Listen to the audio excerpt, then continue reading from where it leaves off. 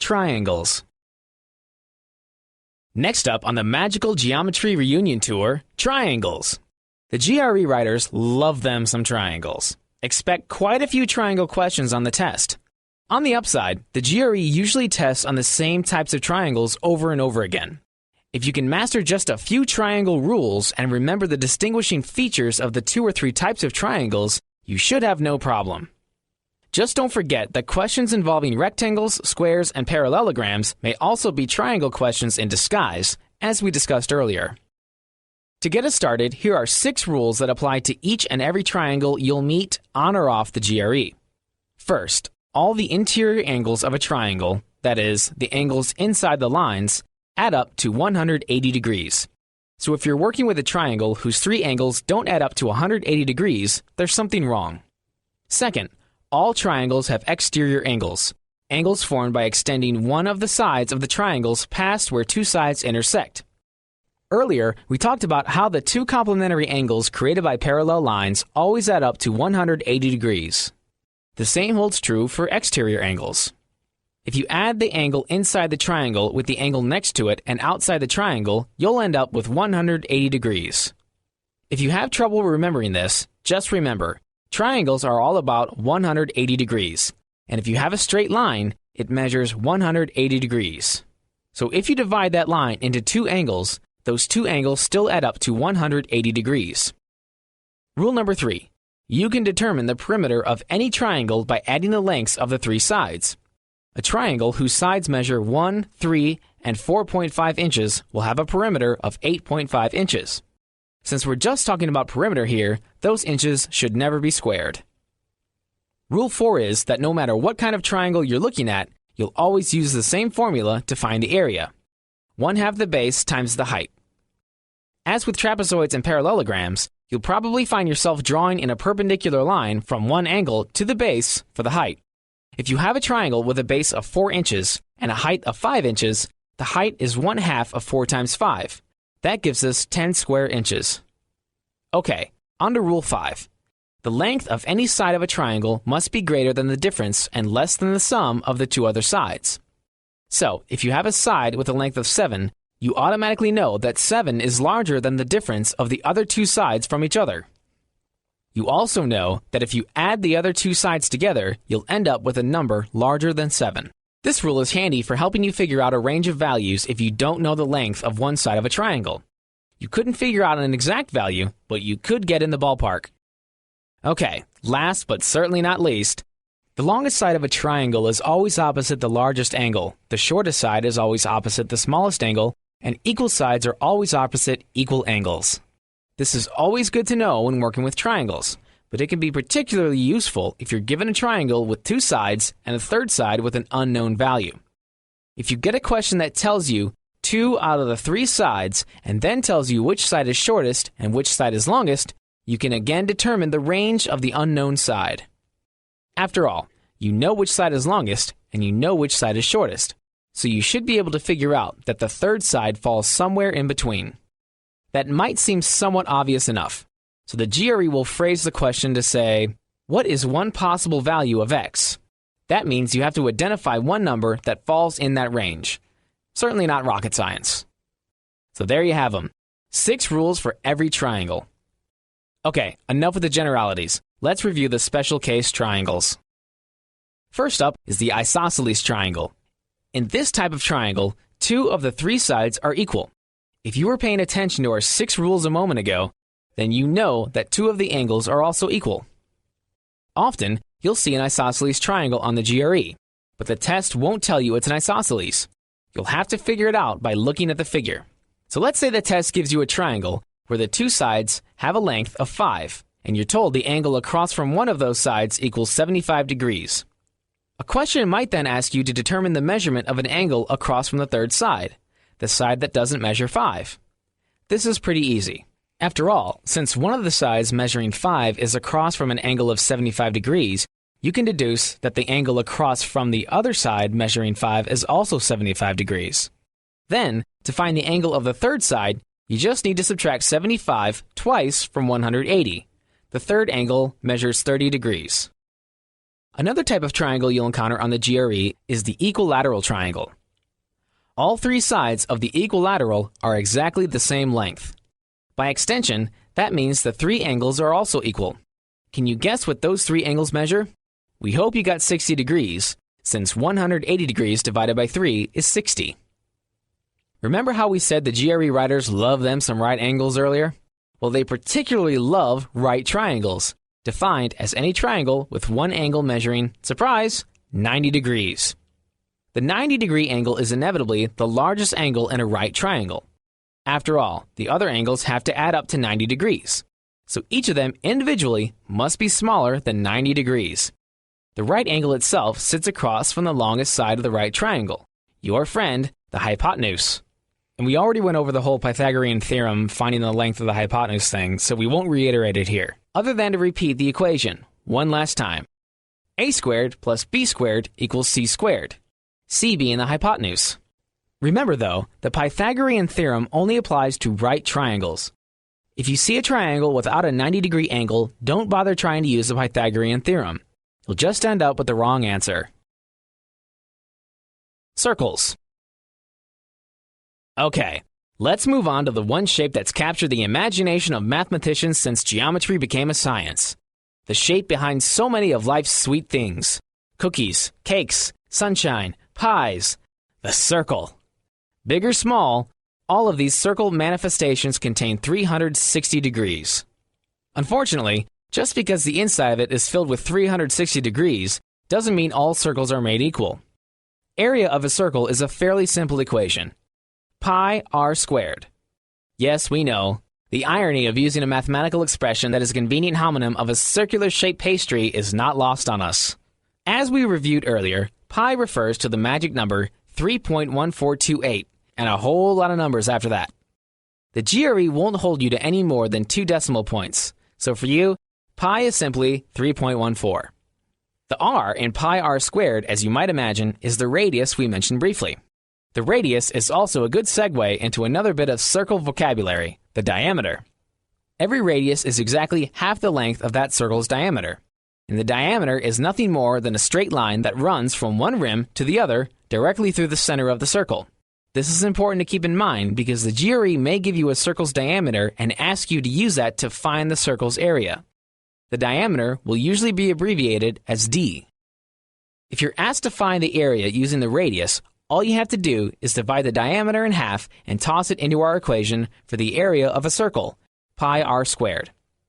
So say you get this question. Circle A has a diameter of 6. What's the area of circle A? This is super easy. Half of 6 is 3. Square the 3 to get 9, and then multiply it by pi. The result? 28.26 and some more numbers we don't care about. Nothing tough about that. On the GRE, you're likely to get at least one question that gives you the area of a circle and asks you to figure out its diameter.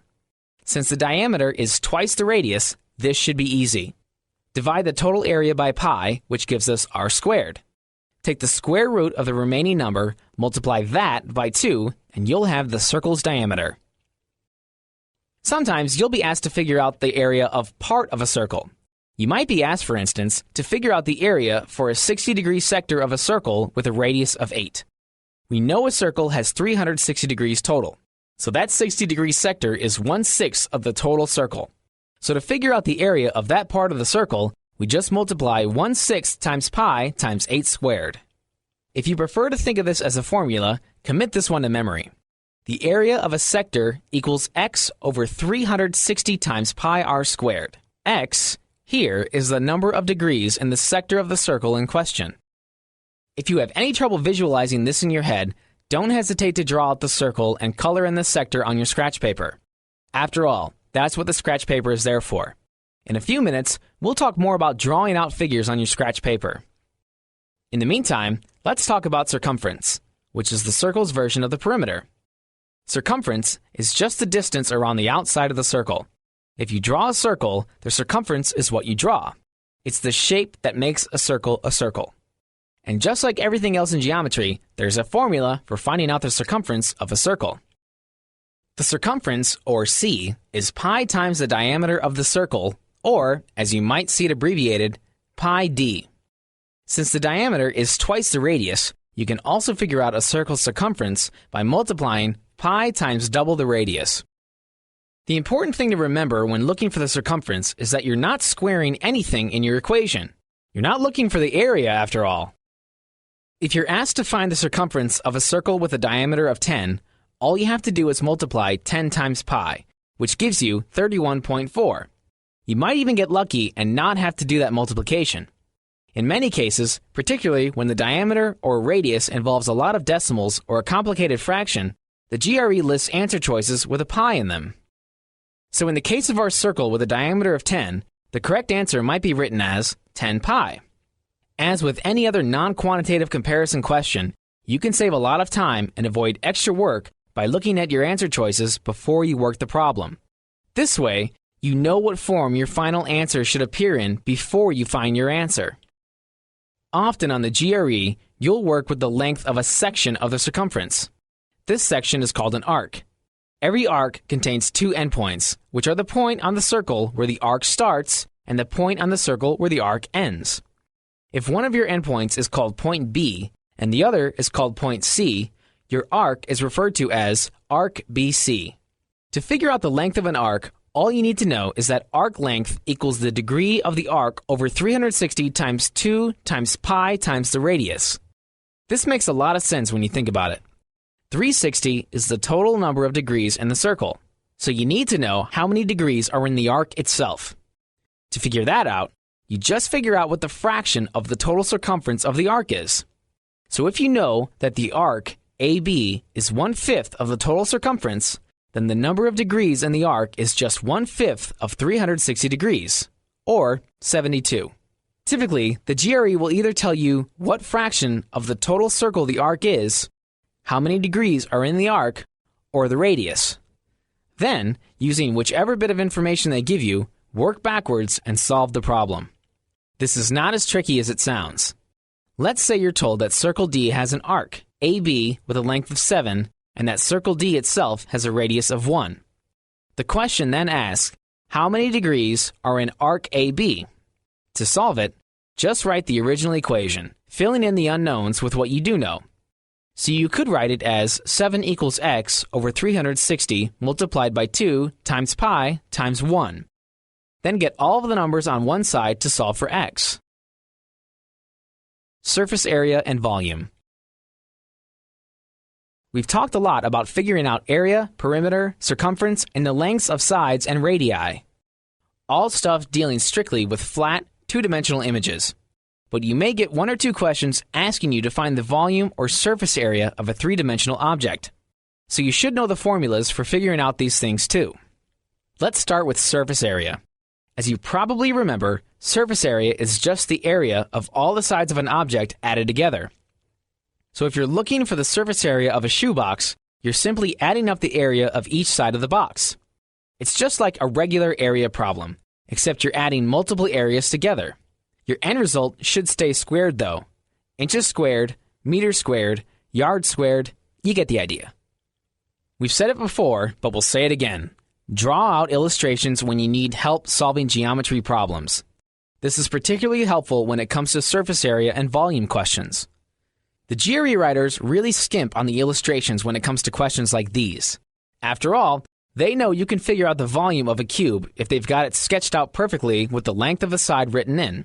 And, as you know, the GRE writers don't want to make anything too easy for you. Consider yourself really lucky if you're asked to find the surface area of a cube. That's just the area of each side added together. Rectangular boxes require slightly more work. You could figure out the area of each side of the box and add all those numbers up. Why not save yourself a little time instead?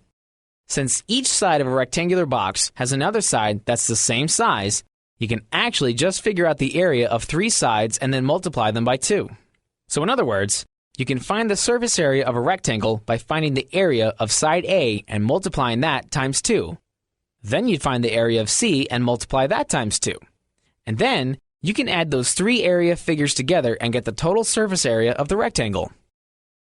Volume, as you probably remember, is the amount something can hold. It's three-dimensional. So, for instance, you might be asked to find the volume of a can of tomato paste. This just means you're trying to figure out how much tomato paste the can holds. By the way, when you find the volume of something, your answer should always end with units cubed. So inches cubed, liters cubed, you know what we mean.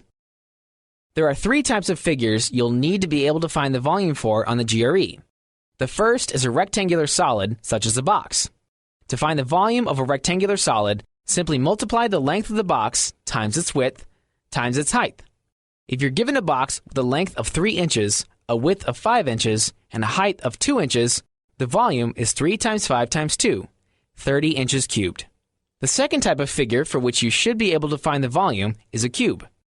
We could tell you that finding the volume of a cube requires using the same formula we use for finding the volume of a rectangular box. But the truth is, we'd just be creating extra work for you. Since a cube has the same length, width, and height, we just need to cube the length of one side of the cube and then, well, cube it. If we've got a cube with a side measuring 4 centimeters, then that cube has a volume of 64 centimeters cubed. The trickiest type of figure for which you may be asked to find the volume is a circular cylinder, the aforementioned tomato paste can. To figure out the volume of a circular cylinder, you first multiply the area of the circle that forms the base times the height. You'll, of course, remember how to find the area of a circle. So if we're multiplying the circular base times the height of the can, we just multiply pi r squared times h. Just don't let the r squared fool you into thinking the answer will be units squared. It's volume, so it's still units cubed. Let's do an example. Find the volume of a coffee can with a radius of 3 inches and a height of 8 inches. Multiply pi by 3 squared and then multiply that by 8. The answer? 75.36 inches cubed. Formulas make life easy. Okay, so that's it. At least, it should be after almost 3 hours of math. Like we said at the beginning of this section, GRE math isn't hard. It just goes through stuff that most of us haven't looked at in 10 years or so. Also, before we move on, we'd just like to say, you probably won't get through the math section easily if you don't practice before the big day. Go out and take some practice tests. Get back into the routine of using these key math concepts. While you're doing that, don't forget to cut corners and save time by memorizing the quantitative comparison answers, plugging in numbers to eliminate answer choices, ballparking or estimating any time you've got complicated numbers, and drawing our shapes and graphs when you encounter geometry questions. We'll be cheering you on. Preparing for the verbal. Now that we've brushed up your math skills, it's time for a reading and verbal refresher. If you're not planning to study the humanities and haven't picked up a book in years, that might seem a little intimidating. It shouldn't. Chances are you read every day, whether it's engineering books, the newspaper, blogs, Twitter, or even your friends' Facebook profiles. If you're a wordsmith, it might sound sacrilegious to call these things people do on Twitter and Facebook reading. But hey, even there, you're picking up a few new words and interpreting someone else's. At least, you can usually walk away with a main idea, right? Maybe you think about some vivid details, or even gain some new knowledge. Well, guess what? Those are just the things you'll need to do on the verbal section. Here, you're being tested on 3 sets of skills. First, your ability to analyze and assess written passages and synthesize the information they include. If you can read and make sense of a newspaper article, you should be all right. Second is your ability to analyze relationships between different parts of sentences. And no, that doesn't mean identifying nouns and verbs. Way too easy. Instead, you'll be asked to play a crazy grad student version of Mad Libs. That is, you'll have to use context clues and fill in some blanks in sentences. You'll also be tested on how well you recognize relationships between words and concepts. Translation: you'll be required to identify antonyms and figure out appropriate analogies. Sound familiar? It should. We went over some analogies in the first part of this book. Depending on how old you are, and when you took the SAT, you've probably even seen analogy questions before. The biggest difference between those tests and the GRE verbal section? Your vocabulary has grown a little since then. So naturally, the GRE writers figured it'd be appropriate to toss in some slightly tougher vocabulary and reading passages. Nice, huh? As we mentioned earlier in the book, you have exactly 30 minutes for the verbal section. And you'll have exactly 30 questions.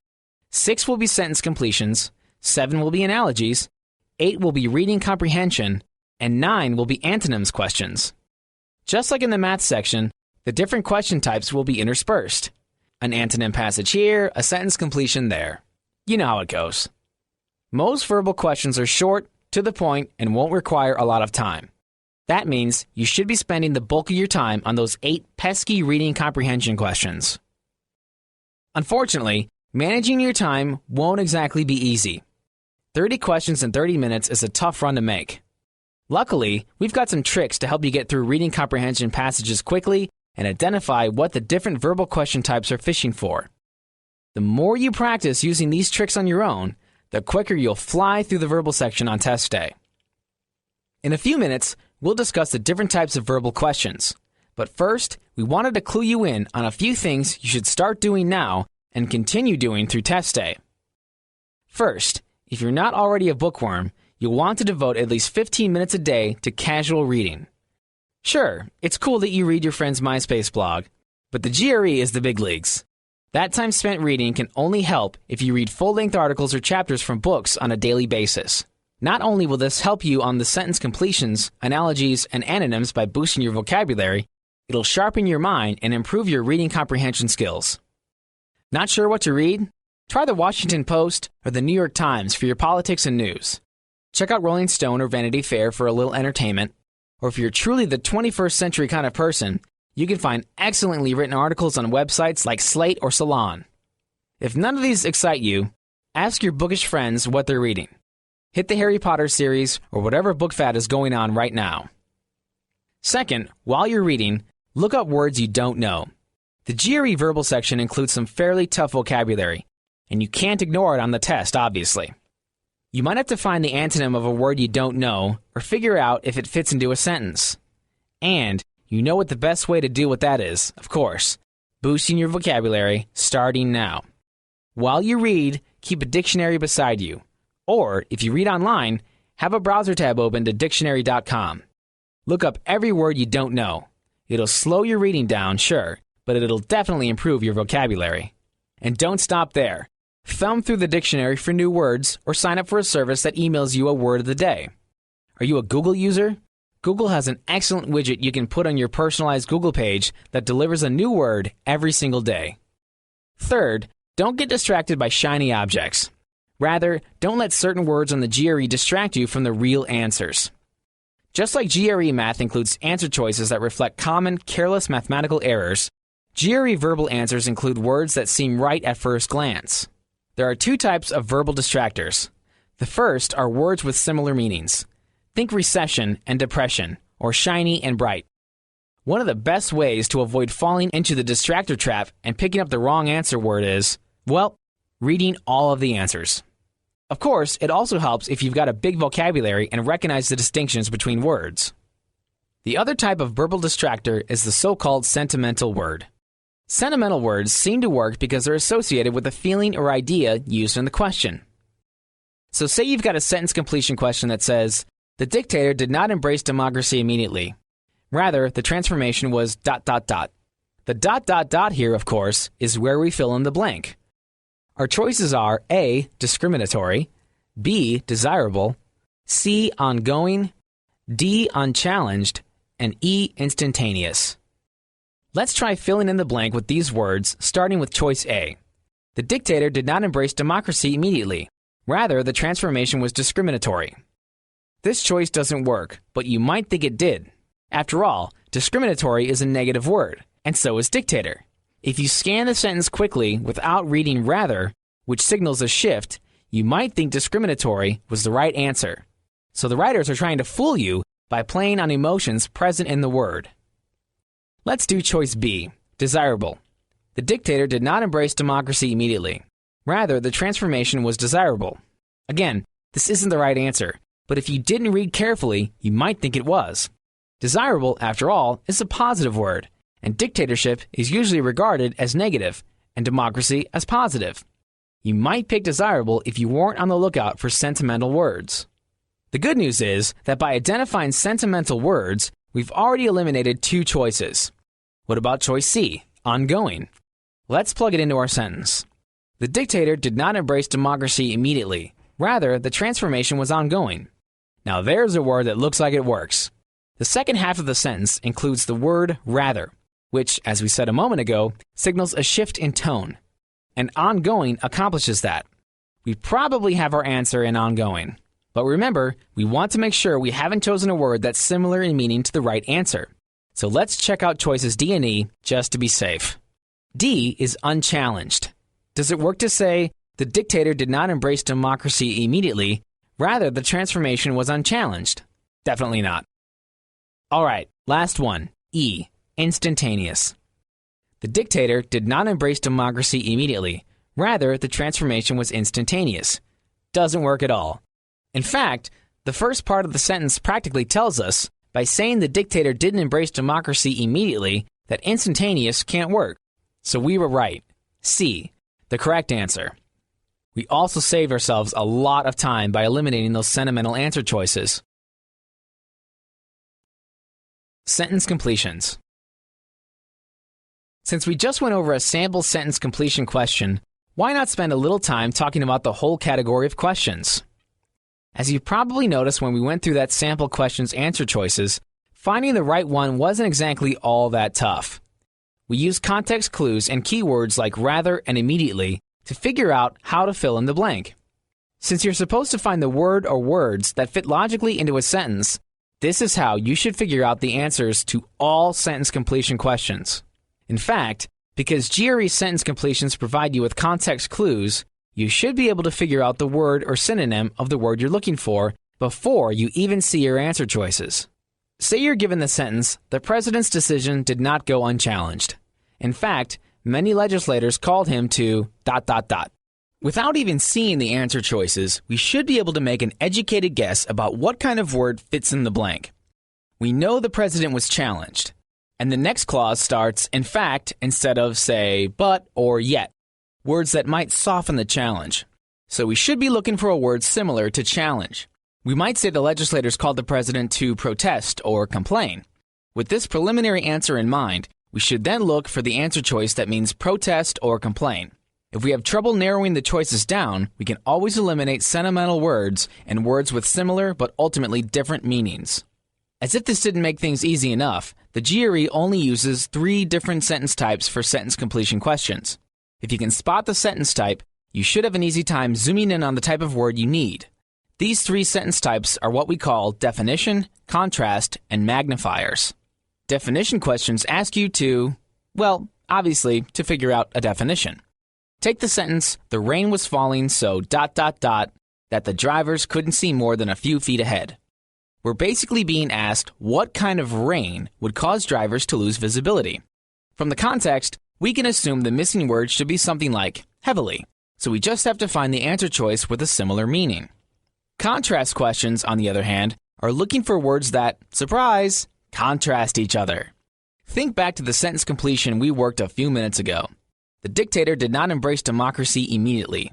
Rather, the transformation was ... That was a great example of a contrast-type sentence completion question. We were looking for a word that meant the opposite of immediately. And since we knew that the sentence included the word rather, we knew we were looking for contrast. Of course, rather isn't the only word that signifies contrast. There are plenty of others. Try committing these to memory. Although, however, while, whereas, otherwise, on the contrary, in spite of, nevertheless, on the other hand, but, yet, actually, and though. Be on the lookout for contrast words like those, and finding the correct answer quickly will be surprisingly easy. On to the magnifier type sentence completions. These sentences are in search of a superlative, a word displaying some extreme. Here's an example. Before the storm turned into a hurricane, its winds blew quickly. Once it became a hurricane, its winds ... Since we know the storm became a hurricane, that means, by extension, that its winds picked up speed. We need to replace the ... with a word that is an extreme of blew quickly, perhaps thrashed or whipped. If you can recognize whether a sentence completion is calling for a definition, a contrast, or a magnifier, you should have no trouble filling in the blanks. Having said that, We should warn you. Some sentence completion questions include 2 or 3 blanks. For these, you'll have a passage of 1 to 5 sentences. For each blank, you'll have 3 answer choices. Your options will appear in a 2 or 3 column chart, depending on the number of blanks. The answer choices for the blanks function independently, so your answer choice for one blank doesn't affect your choice of answers for another blank. Here are a few tips for tackling sentence completions with multiple blanks. First, treat them like one blank sentence completions. Look for contrast words and sentimental words. Look for context clues. Try to guess the appropriate word before you even look at the answer choices. Second, you don't have to fill in the first blank first. If a blank has you stumped, move on to one that's easier. Once you've filled in that blank, the others should come more easily. Finally, once you've chosen an answer for each blank, reread the entire passage with the words you selected. Make sure your sentences read logically and coherently. Unfortunately, we can't show you a sample chart or a sample question for that matter, without sounding completely and utterly confusing. This is one of those cases where reviewing on your own time with practice tests is going to be the best help. Antonyms. Let's talk antonyms. The 9 antonym questions you will get on the GRE will test you not just on antonyms themselves, but also on vocabulary. After all, you can't figure out a word's opposite unless you know what it means, right? Typically, antonym questions use only nouns, verbs, and adjectives. The answer choices may be single words or phrases. You'll know you've got an antonym question on your hands when you encounter brief instructions telling you to choose the word or phrase that is, quote, most nearly opposite in meaning to the word you're given. This means that many questions won't have an exact opposite as an option. In fact, you'll sometimes see more than one answer choice that's nearly the opposite, and you'll have to pick the one that's closest. We're talking about finding the best possible answer here, not the perfect one. The GRE writers will warn you about this on the test, too. Here's a little text from the test's instructions. Since some of the questions require you to distinguish fine shades of meaning, be sure to consider all the choices before deciding which one is best. The GRE writers don't usually tell you they're about to trick you, so take advantage of this warning. With the GRE writers talking about fine shades of meaning, you need a really strong vocabulary to ace antonym questions. We can't emphasize this enough. No matter how big you think your internal dictionary is, always keep building on it by reading and looking up unfamiliar words. It's positively guaranteed that you'll see words on the GRE that you just don't know. Don't start waving your white flag. Just take the time to prepare yourself to handle the words you do know versus words you recognize and words that might as well be in a foreign language. The words you do know should be easy to deal with. Say you're asked to find the antonym of the word ostentatious. You probably know the word means something like pretentious. Once you've read that word, think about what its antonym is. We might say the antonym of ostentatious is modest or humble. After all, someone who is modest is not pretentious. We've already figured out what the antonym should be. You can just look at the answer choices now. Odds are we won't see modest in the choices. We should, though, find an answer choice close to modest. Just go down the list and one by one ask whether each word means modest. As you go, mentally eliminate words until we find the choice that is closest to being the opposite of ostentatious. For practice, here's some answer choices for finding the antonym of ostentatious. A. Flirtatious. B. Provocative. C. Flamboyant. D. Diffident. And E. Unrepressed. Let's go through them one by one and see if we can't find something close enough to modest. Does choice A, flirtatious, mean modest? No. Eliminate. What about choice B, provocative? Is someone who's provocative modest? Again, no. Eliminate. If you have trouble keeping track of what you've eliminated while taking the computerized version of the test, there's an easy way to solve the problem. Just jot down the answer choices on your scratch paper and cross them out as you eliminate. Or, if it's helpful, write just the letters down and cross those out. How about choice C, flamboyant? Is that close to modest? Nope. How about choice D, diffident? Well, what does diffident mean? Shy, insecure, quiet? Are those words related to modest? They are.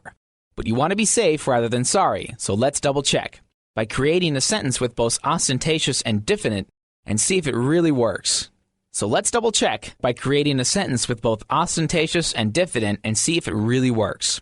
How about, the diffident boy was nothing like his ostentatious sister? Does that work?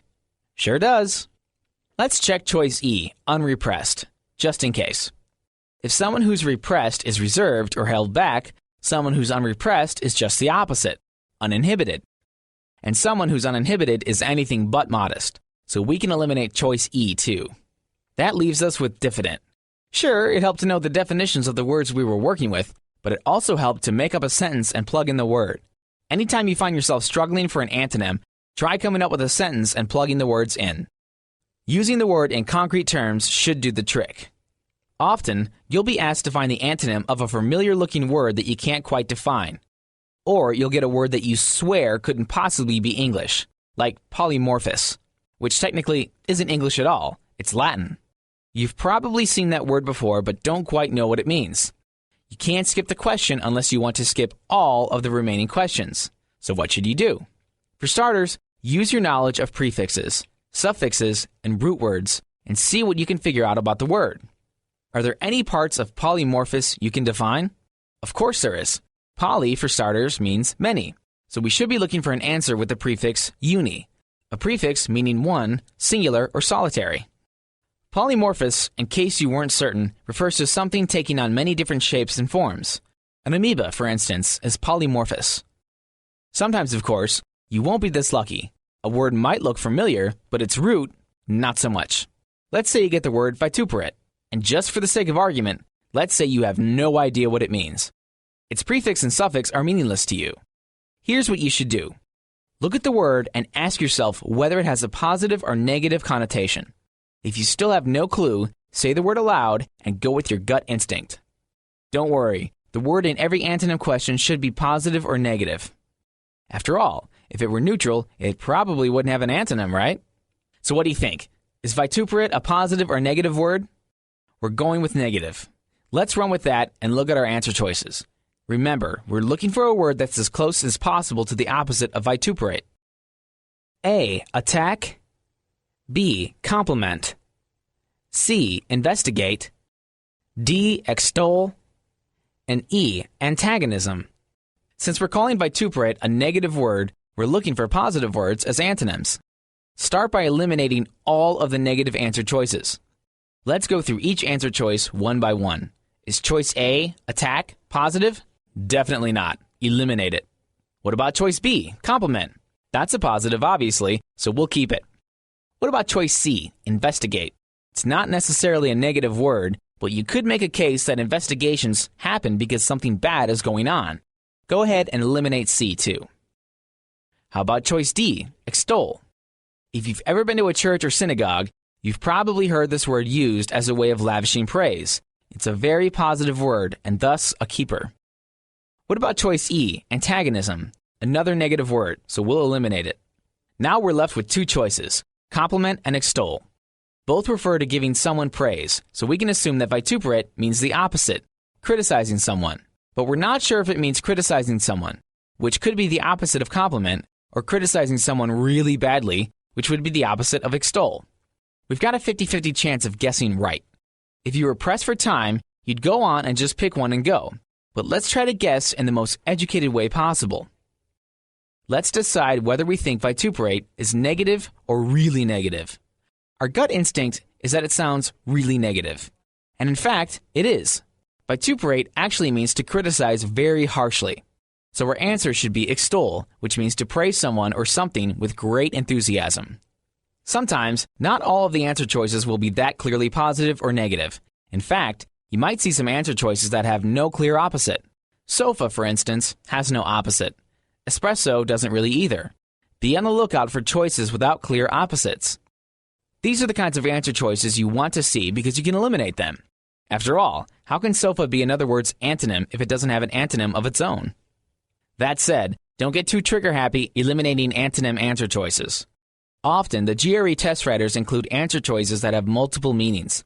For instance, you might see the option depose and see the answer choice establish and think, this choice has nothing to do with deposing witnesses for a legal case. But it'd be a mistake to eliminate establish. Depose also means to overthrow, which is pretty close to the opposite of establish. So when looking at answer choices and questions, keep in mind that words often have multiple meanings.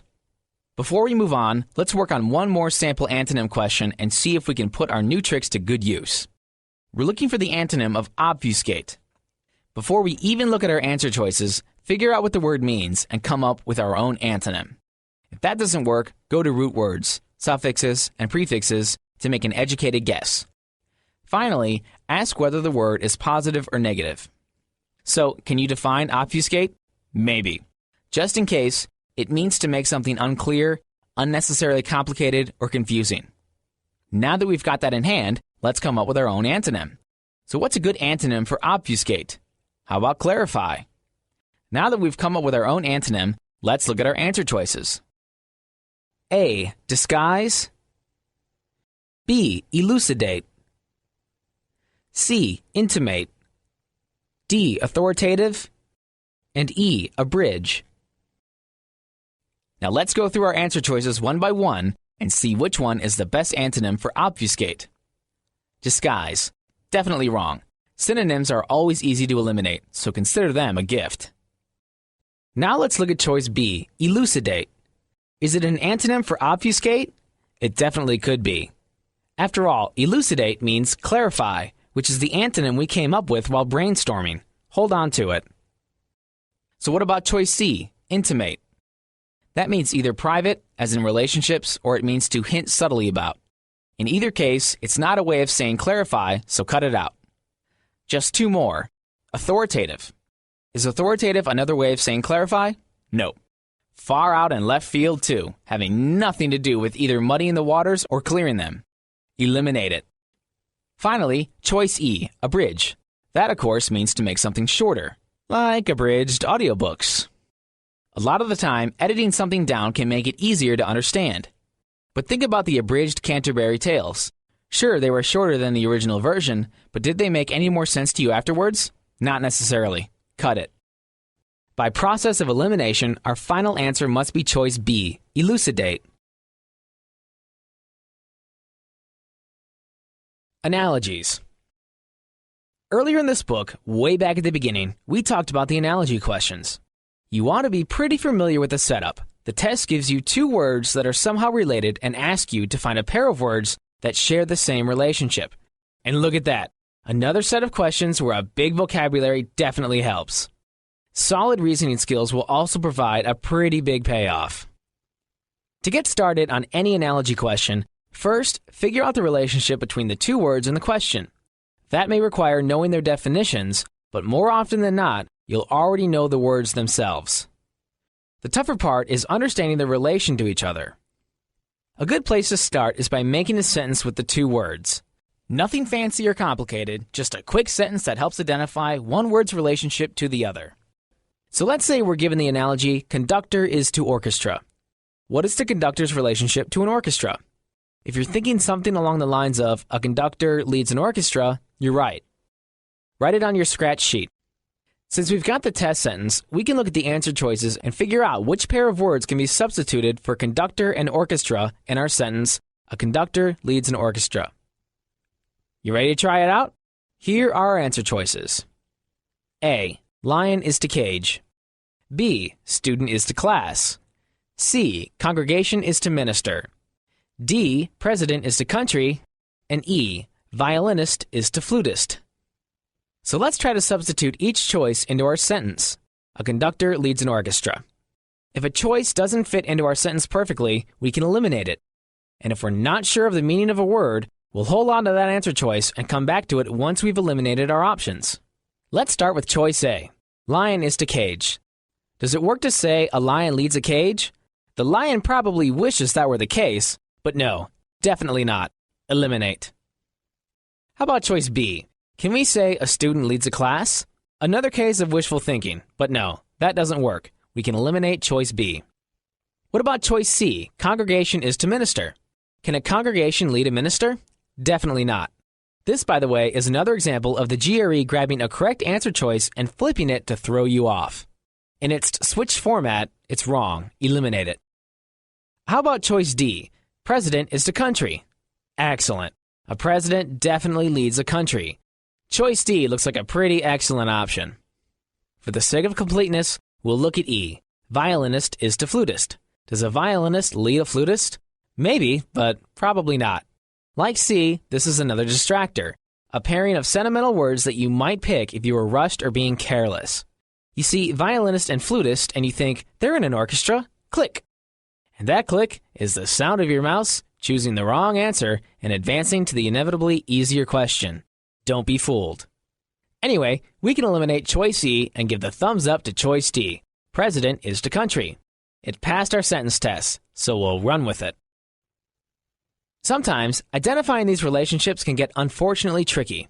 Luckily for you, the GRE is standardized, and those folks can't help but offer up some of the same kinds of analogous relationships over and over again. If you're aware of them ahead of time, you'll be able to handle them better come test day. Why don't we run through a few of the more commonly used relationships? First up are degree relationships. These give us two words where one means the same thing as the other, only to a greater or lesser degree. A good example is, adore is to like. Adore means to like something or someone a lot. So the sentence we'd use is, adore means to like someone a lot. Then we can just substitute the answer choices for adore and like someone and find the option that fits correctly. It's also common to see type relationships, where one word in the analogy is a type of the other word. A good example is, magazine is to periodical. We'd use the sentence, a magazine is a type of periodical, and find the answer choice where the first word is a type of the second word. Another common analogy relationship deals with action. In these analogies, two words are related by something that the object or person in one of the words typically does. A good example is, pharmacist is to prescriptions. The sentence we'd use is, a pharmacist fills prescriptions. Another good action relationship is, accountant is to money, since we could say, an accountant keeps track of money. Also popular on the analogous relationship roster is the characterization relationship. That is, one word has the other word as an attribute. For instance, you might get an analogy that says, novice is to untested. A good test sentence might be, a novice is untested. Of course, you might also see a characterization relationship where one word does not have that particular quality. For example, novice is to experience. That's still a characterization relationship, since a novice is characterized by a lack of experience. To shorten our sentence for sanity's sake, we could even rewrite it as, a novice lacks experience. Just a couple more relationships to go. Another common relationship is what we'd like to call part of the whole. These analogies include one word that makes up the other, or the other way around. So, for instance, song is to lyrics, or month is to days. A song is made up of lyrics, and a month is made up of days. Conversely, lyrics make up a song and days make up a month. Finally, you'll sometimes see cause and effect relationships, where one word is the cause and the other word is, you guessed it, the effect. Two good examples are, dam is to water and match is to fire. A dam, of course, stops the flow of water, and a match starts a fire. These are, of course, just the most common relationships that appear in the GRE analogies. The test writers may toss some others your way. Don't use the relationship types we've reviewed as a crutch. Use them as a point of reference. Something to get your juices flowing as you try to connect the dots and identify the relationships between words. How about a little practice? We'll give you two words, and we'll pause and give you a chance to come up with a sentence identifying their relationship. First, magazine is to articles. What'd you come up with? If you said, a magazine contains articles, or a magazine is comprised of articles, you're spot on. Here's another. Miserly is to share. What sentence did you write? How about, someone who is miserly doesn't share? Let's do one more. Shack is to abode. What's the relationship? If you came up with, a shack is a type of abode, you're right. Now, let's review some of the common wrong answers that appear in analogy questions. As we mentioned earlier, the test writers love to throw in sentimental answer choices. These, of course, are just there to throw you off and should be immediately eliminated. We also talked about answer choices that flip the relationship between the original words. In our conductor is to orchestra example, one of our answer choices was, congregation is to minister. This flipped the original relationship of X leads Y. After all, a congregation definitely does not lead a minister. A minister does lead a congregation. The moral of the story? Be on the lookout for answer choices that reverse the relationship. When you find answers like these, eliminate them. The last type of easy-to-eliminate answer is what we like to call the weak link answer. Weak links are pairs of words that don't really have a strong relationship, or any relationship at all. For instance, think of the analogy attic is to spiderwebs. At first glance, it might seem pretty sound. Maybe it makes you think of your own attic, which you haven't cleaned in ages. But is there really a relationship between an attic and spiderwebs? Okay, maybe spiderwebs can be found in attics. Sometimes. And also outside. See what we mean? That's a weak link. Okay, how about this? Earring is to necklace. Again, at first glance, these two words seem to be related. They're both types of jewelry, right? But jewelry is nowhere in that analogy. In and of themselves, they're not related. Why don't we work a couple more analogy questions before we head on to reading comprehension? Here's the first one. Transform is to rigid. Think back to those different relationship categories we mentioned. What kind is this? Sounds like a characteristic question. After all, one of the characteristics of something that can be transformed is that it isn't rigid. Test sentence time.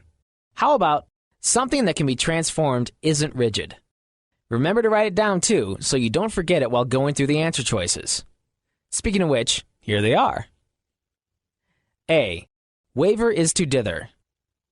B. Devour is to toxic. C. Conjecture is to study. D. Avowed is to implicit.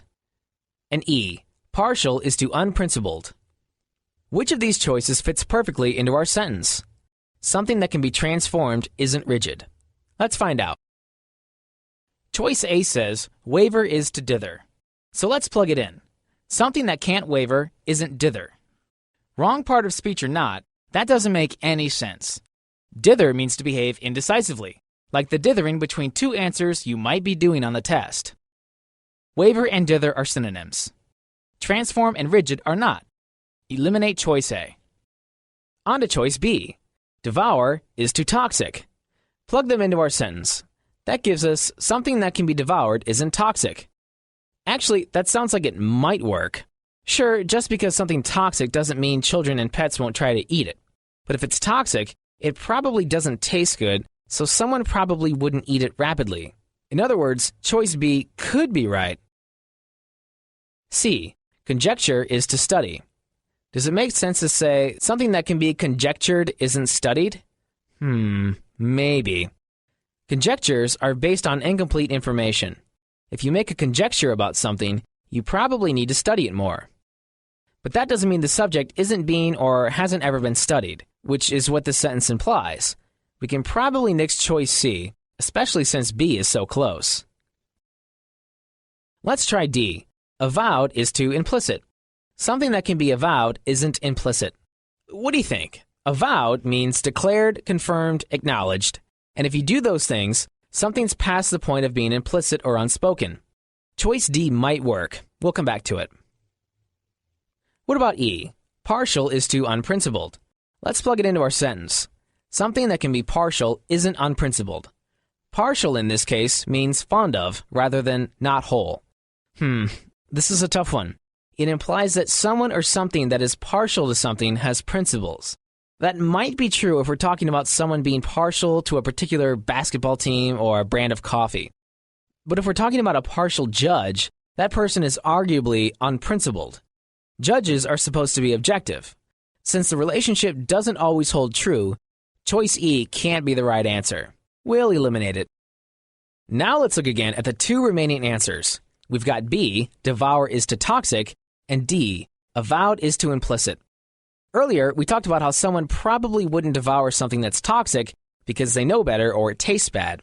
But it's not completely unheard of for something toxic to be tasteless. It's also not unheard of for someone to devour something toxic to intentionally harm themselves. So it's not out of the realm of possibility that someone would devour something toxic. So on second thought, choice B doesn't really work. Choice D does though. Since avowed means declared, confirmed, acknowledged, something that's avowed isn't implicit or unspoken. So we've got ourselves a final answer. All right, One more. Impetuous is to forethought. For the sake of argument, pretend you don't know what impetuous means. What would you do? For one, ask yourself if it has a positive or negative connotation, just like we did on analogies. What does your gut tell you? Negative? We think so. Think of other words that start with im. Impotent, imbecile, impractical. They're all negative. So im seems to be a negative prefix, which means impetuous is most likely negative too. But what about the other word in our analogy? Forethought, which means careful consideration. Generally, giving something forethought is a good thing, so we can assume that the relationship here will be one of opposites. That is, X isn't Y or X lacks Y. To make things a little easier and boost your vocabulary a bit, we'll share a little secret. Impetuous means impulsive or spur of the moment, acting without forethought. Now that we know that, we can write our sentence. Impetuous means lacking forethought. Now let's look at our answer choices. A. Ambition is to pedestrian. B. Vindictive is to mercy. C. Sensibility is to patience. D. Planning is to impenetrability. And E. Modest is to shame. Time to test drive our choices in our test sentence. Impetuous means lacking forethought. Does choice A, ambition is to pedestrian, pass the test? Ambition means lacking pedestrian. No, that doesn't make any sense. It could have been right had the words been switched around. In this case, pedestrian means dull and boring, so pedestrian means lacking ambition would have been accurate. But unfortunately, this is a flip distractor. Eliminate it. How about choice B? Vindictive is to mercy. Does it make sense to say vindictive means lacking mercy? Ooh, that one's so good it gives us goosebumps. If you've ever met a vindictive person, or been vindictive yourself, you know that the vindictive have no mercy. Let's check our other options to be sure. C. Sensibility is to patience.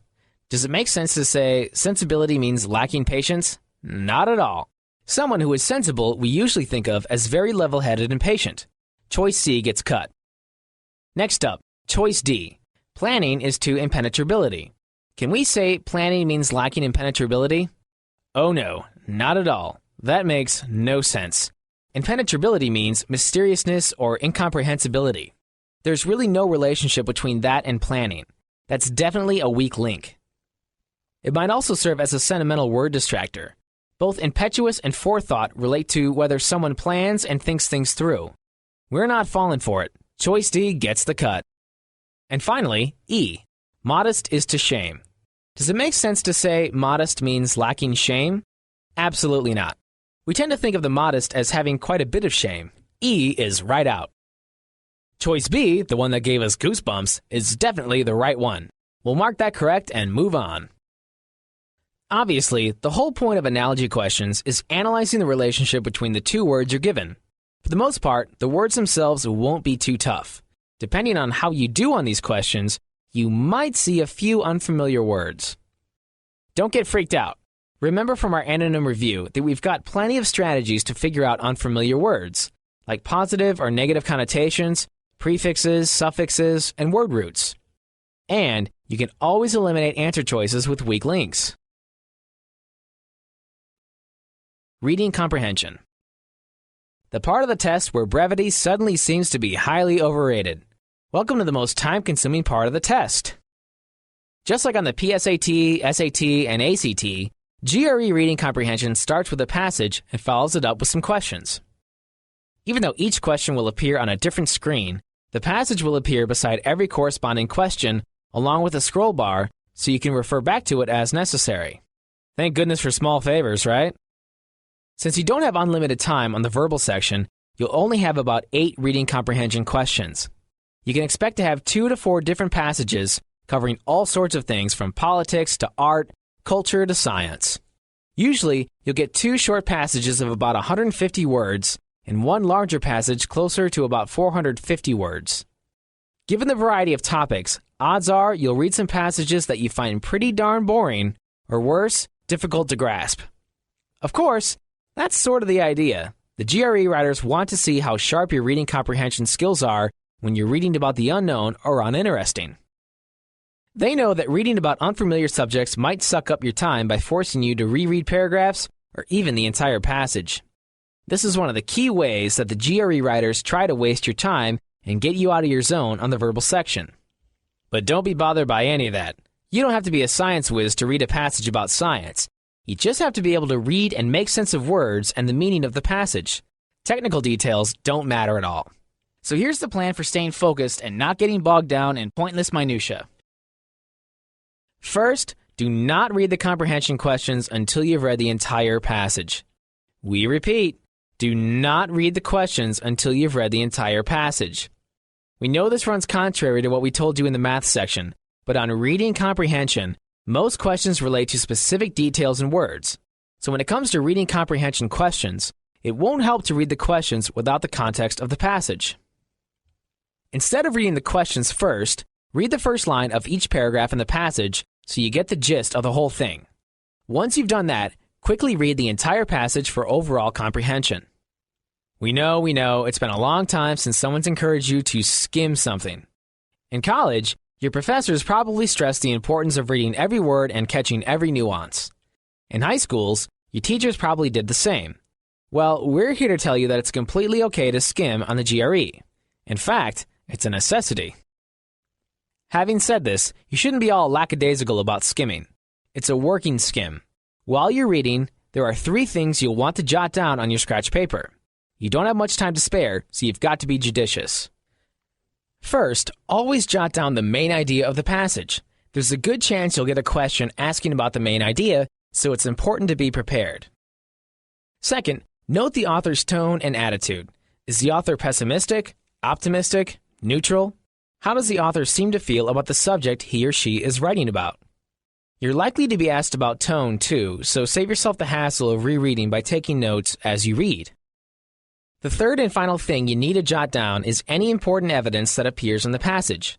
Look for key facts, examples, statistics, and quotations. The big things the author uses to support the central argument. Now, we're not saying you should write down every detail or take copious notes. Keywords and the line they show up on are good enough. Having said this, you should be reading the passage quickly after you read the first sentence of every paragraph. You shouldn't try to read and digest every single word. You're only going to be tested over a few ideas and words. Skimming the passage works to your advantage. Once you've done that, start tackling the questions. Reading comprehension questions can be divided into 2 categories. There are those that ask big picture questions, that is, questions that ask about the overall passage. And then there are those that ask about details. We'll go through the different types of reading comprehension questions you'll face starting now. What we won't do, however, is go through sample passages. For one thing, it'd take too long. We'd have to keep revisiting the passage. Plus, it wouldn't really help you to practice reading. Instead, we're going to show you what kinds of questions you'll be asked and what you should be doing to answer those questions. Then you'll need to go off on your own and work some practice reading comprehension questions. There are plenty of practice reading comprehension questions to be found in the practice materials the GRE is sending you. First, let's do the big picture questions about the overall passage. You want to think main idea. Think mood and tone. Things that address the entire passage. When you get these kinds of questions, there shouldn't be any reason to reread the whole passage. After all, you've already read the first sentence of each paragraph and skimmed the entire passage. The big picture should be evident from that. Big picture questions appear in a few different forms. One of the most common, not surprisingly, are main idea or primary purpose questions. These are the test maker's way of seeing if you actually did read the whole passage. Of course, you can outsmart them by reading the first sentence of each paragraph, then skimming the overall passage. Main idea questions sometimes explicitly ask you to find the main idea. For instance, you might get a question that asks straight out, "What is the main idea of this passage?" When that happens, you'll want to find the answer that gives the overall idea or overarching argument presented in the passage. Luckily, you should already have some inkling of what this is before you ever look at the answer choices. After all, you're going to jot down the main idea while you're reading the passage. You'll have it right in front of you. More often than not, main idea questions won't just spell it out for you. Instead, the questions usually say something like, "The primary purpose of the passage is to ... It'll be your job to fill in the blank. Again, you've already jotted down the main idea after your skim, so it shouldn't be too hard. By looking at the main idea you jotted down, you should be able to identify what the passage is trying to tell readers. Identifying the primary purpose will be even easier if you use a little process of elimination. As you'll notice, main idea questions often have several answer choices with similar wording. Say you get a passage about minority rights, for instance. Your answer choices for a main idea question might be A. Minorities should always receive special protections. B. Minorities should never receive special protections. C. Minorities should work hard to earn rights. D. The government sometimes gives minorities special protections. And E. Some minorities receive special rights. Notice anything about these answers? A couple of them use extreme words. Choice A uses the word always, and choice B uses the word never. These are what we call extreme words because they take an extreme position. Other examples of extreme words include must, demand, reject, and refuse. They suggest the situation is all or nothing. Extreme words frequently appear in GRE answer choices and should always raise a red flag. After all, few things in life are all or nothing, and GRE verbal passages are no exception. If you see extreme words in answer choices, you can usually eliminate one or more of the answer options. On a related note, when answering these big picture questions, some of the answer choices you'll see will focus on just a small aspect of the passage. They might focus on a sub-argument or an idea presented in the course of just a couple of paragraphs. This is another red flag. Anything too granular won't relate well to the whole passage. You're looking for the answer that isn't too narrow and isn't too broad. Pick the answer that is just right. Sometimes, the GRE includes big picture questions that deal with the passage's organization or structure. These questions are often worded like this. Which of the following most accurately describes the structure of the material presented in the passage? Pretty straightforward, right? The question is just asking you to identify the structure or organization of the passage. There's nothing tricky about answering these questions. You don't need to know any theories of organization. All you need to be able to do is outline the passage and break down the organizational trends you notice in it. What happens first, second, and third in the passage? Does the author present a theory, then test it? Or does the author pose a question, look at answers provided historically, and then try to identify the answer that is most appropriate for today? Once you've read the passage and the question, the best way to tackle organization questions is to read each answer choice and compare each one to the passage's structure as you understand it. If you find a choice that doesn't look right, go ahead and eliminate it. So, for instance, say you're given the following answer choice. A question is raised, and evidence from one time period and then another time period is presented to deem the question unanswerable. Look at each part of the question and evaluate them individually. First, ask yourself whether the passage starts by raising a question. If so, the answer is still in play. If not, cut it. Then, keep going. Do the same with the second part of the answer. Evidence from one time period and then another time period is presented. Is that true for the passage in question? If necessary, go back and look at the original passage. Do the last part. Is the aforementioned evidence presented to deem the question unanswerable? If that's the case, you just may have yourself an answer. If the author doesn't conclude by suggesting the question is unanswerable, then eliminate that choice, move on, and do the same thing with the other answer choices. Sure, organization questions take a little detective work. One way you can try cutting time is by outlining the passage when jotting down notes. Since you'll have already read the first sentence of each paragraph, you should already have a feel for how the passage is organized. The GRE writers also love to ask big picture questions about the author's tone or attitude. You'll know you've got a tone or attitude question on your hands when you see something like, the author's attitude toward the Electoral College can best be described as ... Or, which of the following most accurately describes the author's tone in the passage? We know an author's tone or attitude isn't always easy to identify. Many writers don't want to lose readers who don't share their opinion, so they don't come out and say, I think X is a terrible idea. Look at the adjectives and adverbs the author uses. Look at how the author develops the passage's argument. Does the author have a positive, negative, or neutral attitude toward the subject? If you can't find an attitude toward the overall subject, look at how the author treats particular subtopics in the passage. Is the author's attitude toward a subtopic positive, negative, or neutral? Since the whole tone thing can be kind of unquantifiable, Even when you do everything we suggest, if after you've done your detective work, nothing pokes out at you, you may need to go with your gut. There's nothing wrong with that. Another type of big picture questions are extension questions. These questions will ask you to figure out something based on the overall passage. You might be asked to draw an inference from the passage or make a conclusion based on the passage. Or you might be asked to identify one of the author's assumptions. Extension questions are straightforward. You might see one, for instance, that says, which of the following is an inference you can draw from the passage? Or which of the following can most reasonably be inferred from the passage? Alternatively, you might get an extension question that asks, which of the following is an assumption made by the author? As you probably learned in school, an inference or assumption isn't stated. It's something you'll have to figure out by reading and analyzing the passage. The best way to answer extension questions is by finding the answer choice that is almost certainly true. Of course, it shouldn't just be true in reality. It must be true based on the information provided in the passage. So if the author says, Robert E. Lee would have made a great president, you can infer that the author thinks that Lee had great leadership skills. It really is that easy. We didn't have to make a great leap from Robert E. Lee would have made a great president to Robert E. Lee had great leadership skills. The two ideas are closely connected. This closeness is very important when it comes to extension questions. Extension questions do not require huge leaps of logic. Instead, one idea should flow naturally from the other.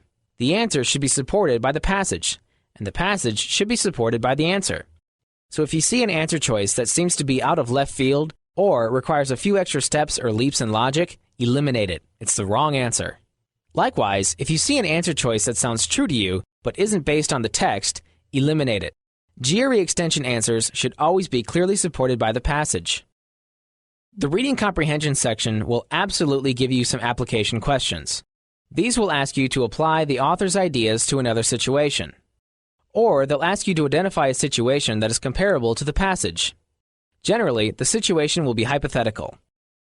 These guys are usually worded like this. Which of the following hypothetical situations most closely resembles the situation described in the passage? The phrase most closely resembles should clue you in. Your answer choices won't be explicitly or directly connected to the content of the reading passage. Instead, they'll offer up situations or scenarios from other unrelated areas. Use this knowledge to your benefit. If you see an answer choice that involves the same subject as the question, it's almost certainly wrong. Remember when we talked about sentimental words before? Same deal here. If an application question involves the British monarchy, the correct answer should involve the British monarchy. The writers just include an answer involving the British monarchy to throw you off and make you think, well, it says British monarchy, so does the question, so it must be right. Wrong. With application questions, you're looking for a situation or thought process that is parallel to the passage. It shouldn't be identical in subject. It should only be parallel in thought process or logic. Having said this, you shouldn't answer application questions by selecting the most out there answers. Instead, pick the answer choice that parallels something in the passage in a noticeable and logical way. Take note of the reasoning used in the passage and look for the answer choice that reflects the same line of logic. You should be able to eliminate at least one or two answer choices just by looking for extreme words. For instance, you'll often read a passage wherein the author takes a neutral stance. The answer choices might include extreme words like never, always, reject, refuse, or embrace. When you see extreme words like these in the answers for a pretty neutral passage, they should set off an alarm. After all, a negative statement isn't parallel to a neutral one, right? Likewise, if the passage is positive or negative and you see an answer choice that is neutral, be sure to eliminate. Of course, you probably won't be able to eliminate 4 answer choices just by looking for extreme words. You'll also need to have a good grasp of the reasoning used in the passage. Something that shouldn't be too tough, though, if you heed our advice and read the first sentence of each paragraph before answering the questions. By skimming the passage like that, you should get a good feel for the passage, the way it unfolds, and the reasoning it uses. Then, you can go through each answer one by one and eliminate the ones that use drastically different reasoning.